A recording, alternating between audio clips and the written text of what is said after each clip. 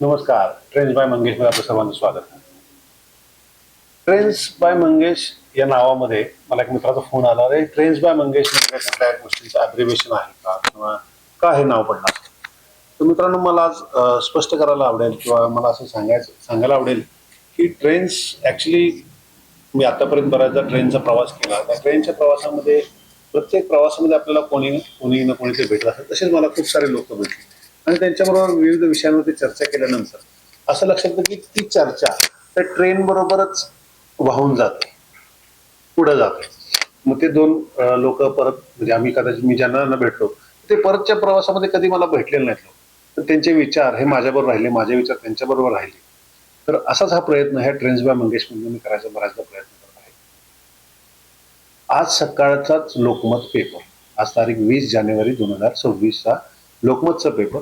त्यामध्ये मला वाटतं दर मंगळवारी अर्थविषयक काही ना काहीतरी टॉपिक येत असतो. आपल्या सर्वांना माहिती आहे की 1 फेब्रुवारी हे केंद्र सरकार आपलं बजेट डिक्लेअर करत असतं. त्याच्यानंतर पाठोपाठ आपल्या राज्य सरकार सुद्धा आपलं बजेट सादर करत असतं मंत्रालयामध्ये, संसदेमध्ये. तसाच हा एक कॉमन प्रश्न आपल्या सर्वांसाठी, तुम्ही तुमचं बजेट कधी तयार केलं आहे का? पैसा येणार कसा, कुठून आणि किती? पैसा जातो कुठं आणि वाचणार किती? ह्या सर्वांचा ताळेबंद म्हणजे बजेट. म्हणजे आपण केंद्र सरकारचं जेव्हा बजेट सादरीकरण होतं त्यानंतर दुसऱ्या दिवशी येणाऱ्या प्रत्येक वर्तमानपत्रामध्ये हे ठळक अक्षरामध्ये लिहिलं असतं की येणारा 1 रुपया कुठून येणार आणि जाणारा 1 रुपया कसा जाणार किंवा 1 रुपयाचा किती भाग कसा खर्च होणार, कसा खर्च करणार हे सरकार, याच्याबद्दल सांगत असतात. मग हे बजेट आहे, म्हणजे सादरीकरण केलं जातं वर्षभराच्या, पुढच्या येणाऱ्या वर्षभराचं साधारण अंदाजपत्रक की एवढा खर्च अपेक्षित आहे आणि एवढा इन्कम येऊ शकतं आपल्याला राज्य सरकारला. तर तशा प्रकारे तुम्हाला सुद्धा तुमचं येणारा पैसा आणि जाणारा पैसा माहीत असतो. तो लिहून ठेवायचा प्रयत्न जर केला तर ह्या सरकार सारखंच आपण आर्थिक बजेट आपलं मांडू शकतो. आणि जसं मी प्रश्न विचारले, तुम्हाला किती पैसे येणार, कसे जाणार, किती वाचणार, याच्याबद्दलचा एक ठोक ठोक ताळा आपल्याकडं असेल तर आपल्याला बरेचसे निर्णय घ्यायला खूप सारी मदत होणार. एक अर्थविश्लेषक, अर्थ सल्लागार, अर्थतज्ञ साधारण असं एक थंब रूल सांगतात. हे माझं इंटरप्रिटेशन आहे. कुठल्याही तज्ञाबरोबर किंवा याच्याबरोबर माझा काय याच्यामध्ये त्यांच्याशी दुमत करण्याचा किंवा असा काही सवाल नाहीये. पण येणारा 1 रुपया हे जे तुमचं इन्कम असतं, मग ते तुमच्या पगारातून असेल, व्यवसायातून असेल, तुम्ही केलेल्या आतापर्यंतच्या गुंतवणुकीचा परतावा असेल किंवा तुम्ही गुंतवणुकीच्या द्वारे निर्माण केलेली प्रॉपर्टी जी असेल त्यातून येणारं उत्पन्न असेल, मग ते भाड्या स्वरूपात असेल किंवा तिथं तुम्ही शेतजमिनीतून काही उत्पन्न घेत असाल किंवा आणखीन काही प्रकारातून तुम्ही उत्पन्न घेत असाल, त्या उत्पन्नाचा ह्या पुढच्या येणाऱ्या वर्षात येणारं उत्पन्न किती असू शकतं आणि होणारा खर्च किती असू शकतो, ह्याचा ताळेबंद तुम्ही केला आहे. एक थंब रूल प्रमाणे आपण परत एकदा जाऊयात की तुम्हाला 1 रुपया येतोय किंवा आपण आणखीन सोप्या भाषेत जाऊयात, टक्केवारीच्या भाषेमध्ये बोलायला सोपं जाईल. म्हणून तुम्हाला 100 रुपये तुमचं उत्पन्न आहे दर महिन्याचं. मग त्यातील 50% हा खर्च तुमच्या अत्यावश्यक खर्चामध्ये येतो. मग अत्यावश्यक खर्चामध्ये काय येतं, किंवा जे मासिक खर्च आहेत दर महिन्याचे राखीव खर्च, त्यामध्ये तुमचं पेपर बिल असेल, लाईट बिल असेल, फोन रिचार्ज असतील किंवा फोन बिल असेल, त्याचबरोबर तुमचं दूध बिल असेल, किराणा माल असेल, तुमचे प्रॉपर्टी घेतल्यासाठीचे किंवा कारचे जे काही मासिक हप्ते असतील ते हप्ते त्यामध्ये असतील. त्याचबरोबर तुम्हाला आणखीन शाळेच्या फीज असतील दर महिन्याला भरायच्या असतील किंवा क्लासेसच्या फी असतील किंवा तुम्ही कुठल्या कोर्सेससाठी काही फी भरत असाल महिन्यासाठी, तर त्याचा हा खर्च त्या अत्यावश्यक खर्चामध्ये येतो. हा तुमचा साधारण 50% खर्च असावा असं एक सर्वसाधारण सर्वमान्य मत असतं. म्हणजे अगदी हे सर्वमान्य का म्हणता येत की जेव्हा तुम्ही कदाचित कधी लोनसाठी ऍप्लिकेशन करता तर लोन देणारी जी संस्था असेल, बँक असेल, पतसंस्था असेल किंवा आणखी NBFC असेल, तर ते साधारणपणे काय विचार करतात, बाबा यांचं 100 रुपये उत्पन्न आहे, त्यातला 50% पर्यंत इथं खर्च त्यांचा व्हावा या EMI सहित, असं त्यांचं एक साधारण मत असतं की तेव्हा तुम्ही सक्षम असाल तुमचं EMI दर महिन्याला पे करण्यासाठी. नंतर येतं ते 30% जे तुमच्या इतर गोष्टींसाठी खर्च होतो, म्हणजे तुमच्या लाईफस्टाईलसाठीचा खर्च असू शकतो, ज्यामध्ये तुम्ही कदाचित फॅमिलीला घेऊन आउटिंगला जात असाल, दर महिन्याला एकदा हॉटेलमध्ये जेवायला जात असाल, किंवा आणखीन काही इतर खर्च असू शकतो तुमच्या महिन्याचे, जे तुमच्या अत्यावश्यक खर्चांच्या व्यतिरिक्त असतात. म्हणजे त्याचबरोबर तुमचे इन्शुरन्सचे खर्च असेल, जो वार्षिक तुम्ही एकदा भरत असता, मग त्यामध्ये तुमचं टर्म इन्शुरन्स असू शकेल, हेल्थ इन्शुरन्स असू शकेल, त्याचबरोबर तुमच्यासाठीचं स्वतःच्यासाठीचा एक काही ठराविक खर्च, जो प्रवास खर्च असू शकतो. म्हणजे तुम्ही ऑफिसचं जे कम्युटिंग करता किंवा ऑफिसला जाणं येणं असेल, किंवा व्यवसाय निमित्त तुमचं इतर ठिकाणी फिरणं असेल, तर ह्या सर्व खर्चांचा ताळेबंद तुम्ही ठेवताय का? करायचं काय? सिंपल. आणखीन राहिलेले 20% तुमचा खर्च कुठं व्हावा किंवा कुठं करावा, तर ते तुमच्या बचतीमध्ये किंवा गुंतवणुकीमध्ये करावा, असं एक सर्वसामान्य सर्वमान्य मत आहे. तर ह्याचं बजेटिंग करण्यासाठी आपल्याला वर्षाचे 365 दिवस आहेत, 52 आठवडे आहेत, 12 महिने आहेत, बरोबर? तर त्याच्यामध्ये तुम्ही ते डिवाइड करू शकता, राईट?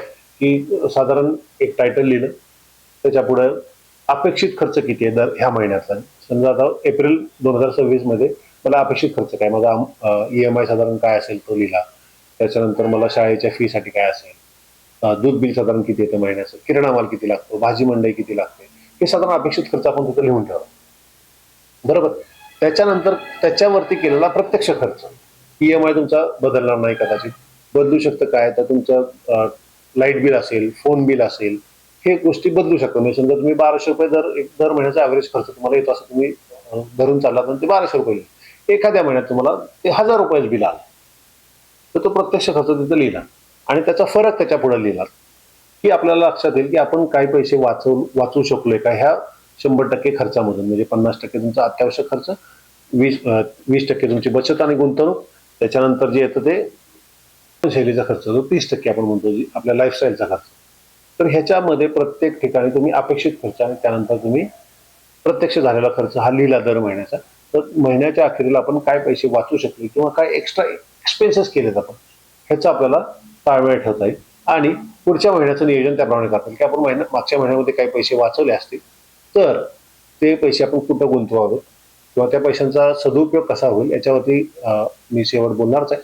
पण जर तुम्ही एक्सपेन्सेस जास्त झाले असेल प्रत्यक्ष खर्चामध्ये अपेक्षित खर्चापेक्षा, तर तो खर्च तुम्हाला पुढच्या येणाऱ्या महिन्यांमध्ये तो भरून काढावा लागेल कदाचित. का? तर आपल्याला येणारं इन्कम हे फिक्स असू शकतं जेव्हा तुम्ही नोकरदार असाल किंवा तुम्हाला येणारं दर महिन्याचं रेंट असेल याच्यामध्ये. मग रेंटचा पैसा तुम्ही परत आणखीन प्रश्न येईल की रेंटचा पैसा जो आपल्याला महिन्यानुमहिने मिळत असतो, तो आपण त्या इन्कम मध्ये पकडावा का? कदाचित कधीतरी असं होतं की तुमचा जो आताचा चालू भाडेकरू आहे तो तुमचा त्याचा व्यवसाय बंद करतोय किंवा तुमच्या इथं राहायला त्यानं दुसरीकडे कुठं प्रॉपर्टी घेतली असेल, तर शिफ्ट होणार आहे. तर एखादा महिना तुमचं प्रॉपर्टी मोकळी राहते, तर त्या महिन्यात तुमची प्रॉपर्टी तुमच्यासाठी उत्पन्न निर्माण करत नाही.